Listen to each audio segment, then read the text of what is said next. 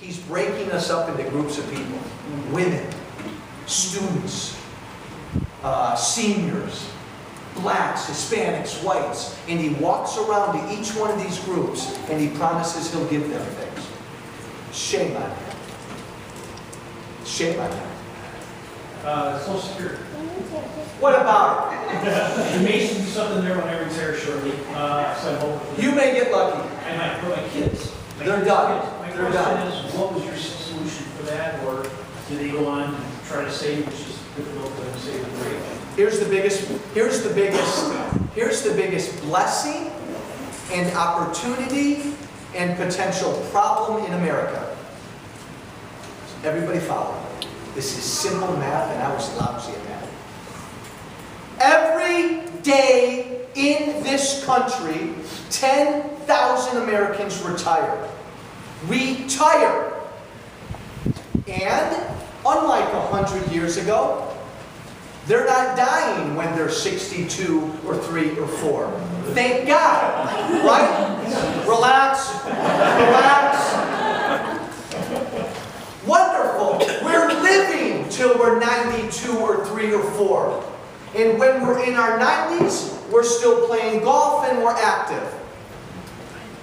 Why is this a problem? Here's why it's a problem. And it doesn't have to be a problem.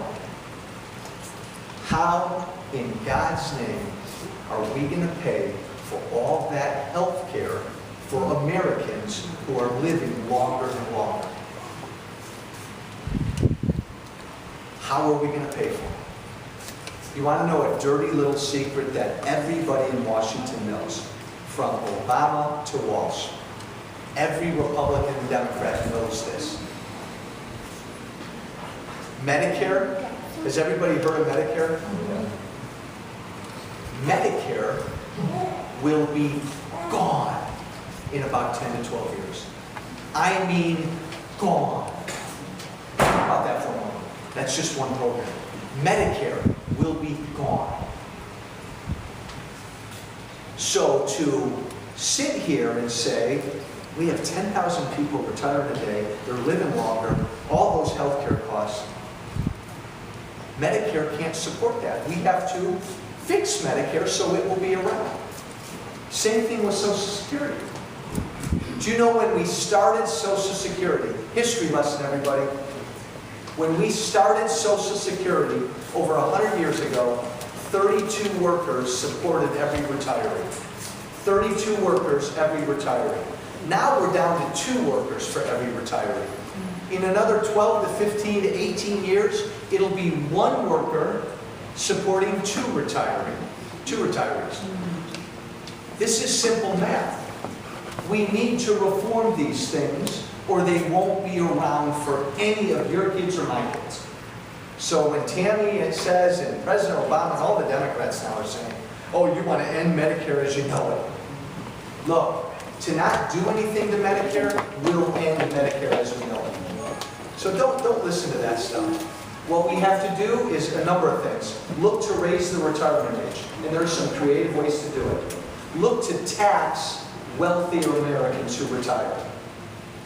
But then for younger Americans, we got to reform Medicare and Social Security or they're just not sustainable. I favor when it comes to Social Security, let younger Americans begin to save for their own retirement. And for younger Americans, put younger Americans more in charge of their own health care costs when they reach retirement age. There's no other way to fix it. Unless there is a way to fix it, guys.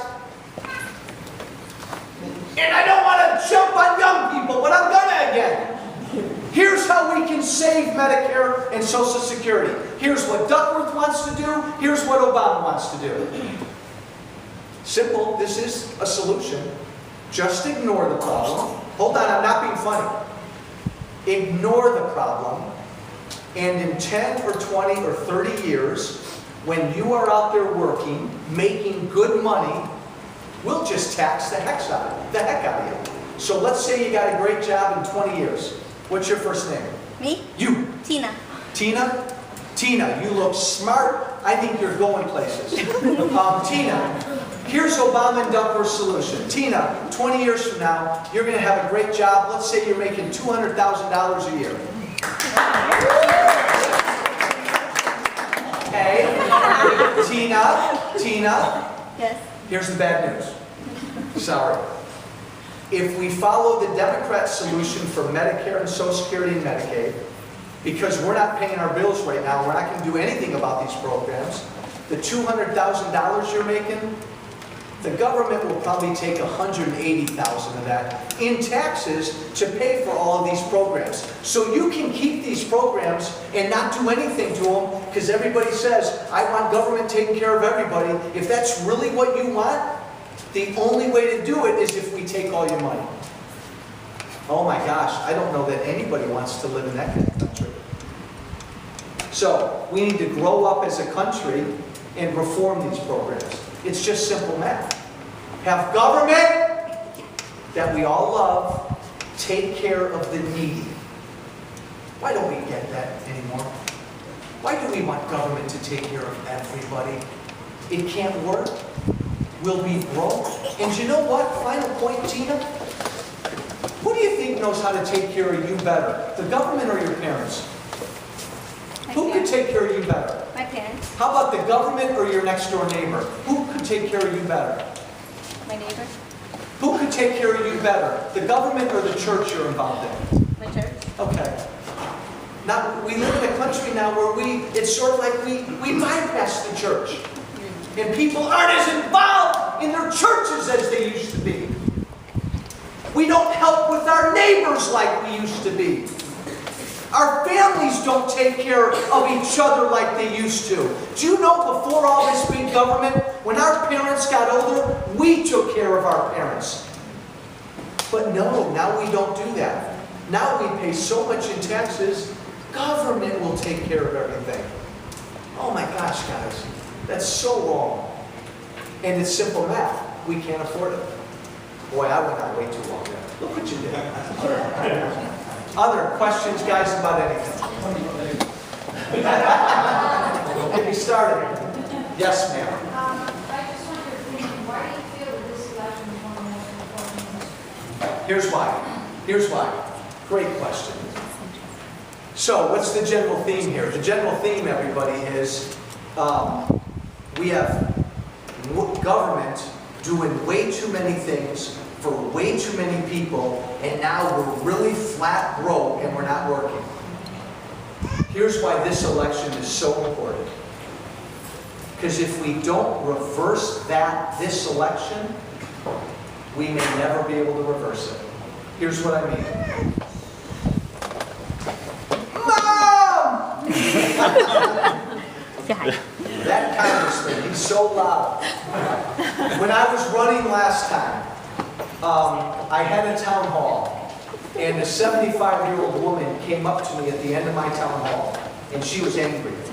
And she came up to me, little woman, and she was stamping her feet. And she said, Mr. Walsh, I figured it out. The problem in this country right now is there are too many people in the wagon and not enough people pulling the wagon. And I said, oh my God, you nailed it. I think I kissed her on her forehead. Right now in this country, because we've asked government to take care of everybody, that's everybody in the wagon. And we're running out of people pulling the wagon. And if we don't get this election right, the people pulling the wagon, who are they? The taxpayers, the small business owners, the moms and the dads who live in Elgin and Elk Grove and Schaumburg, who have no more tax money to give. I think the people pulling the wagon are just going to say, the heck of it. The heck with it. I've got nothing left to give. And they're going to put the wagon down. If we don't get this election right, and again, one funny thing about politics, guys, politics always gets nasty. And it always gets personal. Look, Tammy Duckworth is filming me, and she's going to do some commercial making me out to be some kind of crazy guy. So it always gets ugly and personal. It shouldn't. President Obama, I don't know him. I'm sure he's a good, decent man. But what I know about President Obama is he wants everybody in the wagon. And he wants more and more people in the wagon. He genuinely in his heart believes in big government and wants everybody dependent upon government. That will break this country. So if he's reelected, he's just going to keep going. And my gosh, even if you like President Obama, if you send him Tammy Duckworth and you put the Democrats back in charge of Congress, oh my gosh. I mean, heaven help us. They're going to just go, they're going to run as fast as they can to grow government and put everybody on government. If you think we're broke now, we'll be done in 2 years. Yeah. Why they didn't pass the budget, so they could spend as much as they want? Well, they don't pass budgets because they like to spend money, and they don't pass budgets because they don't want people to have to take tough votes. It's a cowardly thing not to do. Spend whatever they want then. Yeah. They did for years and years. So we fund the government a few months at a time. It's a crazy way to do it. Do you think that the United Nations and one world government is part of the... That sounds like a setup question. No. I worry about that. I'm not a big fan of the United Nations. I think President Obama likes the United Nations a lot. And I think if he's reelected, I think he'll want to do, shall we say, some creative things with the United Nations. We have to watch that. Other thoughts, issues, questions, guys, about anything? Yes? What about the public pensions? Again, this goes along with the entire problem that I've been talking about, right? So here you got, and I'm going to call them government pensions, not public, government. These are government workers, not public, government workers. We've been playing this ugly little game for years. The government workers have a union, and that union helps get people elected. And in Illinois and most states, it's Democrats. So they help get Democrats elected, and then the Democrats they help get elected turn around and make their pension deals sweeter and more lucrative. And then the next election comes, and they help get these guys elected again, and they make the pension deals sweeter, and the cycle keeps going back and forth. And that's what's happened for years. And so now we are at a point where we can't afford these pensions, period. In Illinois, compared to every state in the country, has the highest pension liability. Spend it off on us. So they're trying to spin it off on local communities. They're trying to get it off of Springfield. Look, we've got to reform the deal. We should not live in a country where it's a better payoff to work for the government than it is to work out here in the private sector. These pension deals were too sweet. Both sides were complicit in making them too sweet, and right now they're bankrupting Illinois. So same thing like what I was talking about with Medicare. You can ignore this problem, because like up in Wisconsin, you can say, don't touch my pensions. Fine, if you want to do that. But there'll be no government to do anything else if that makes you feel good. So yeah, we got to change them. We got to reform them. And we got to look the American people in the eyes and say, the jig is up. We got to fix this stuff. So what are you going to try to fix it? Well, elect a governor and elect people down in Springfield who are going to have the courage to look the people in Illinois in the eyes and say, we need to change these pension deals. They can't be this lucrative. We can't pay for health care for government employees even after they retire. And for new people coming into government work, it's going to be a totally different deal. Well, what specific changes do you want to make? I would dramatically cut their pension deals as much as we can. Especially for people coming into. What would you do? What would you do about this problem? Or do you think it's a problem? I'm a fireman. Huh? I'm a fireman. What would you do? And fire's a little different. I wouldn't change it. You wouldn't change a thing. No. So when it comes to government workers, forget about even cops and firemen for a minute, you wouldn't change a thing. How are you going to pay for them? We self-manage ours. Now, I'm not talking about you. I'm talking about the government, the teachers' unions, and all the government employees down in Springfield. What are you going to do to them? If you're not going to change their pension arrangement,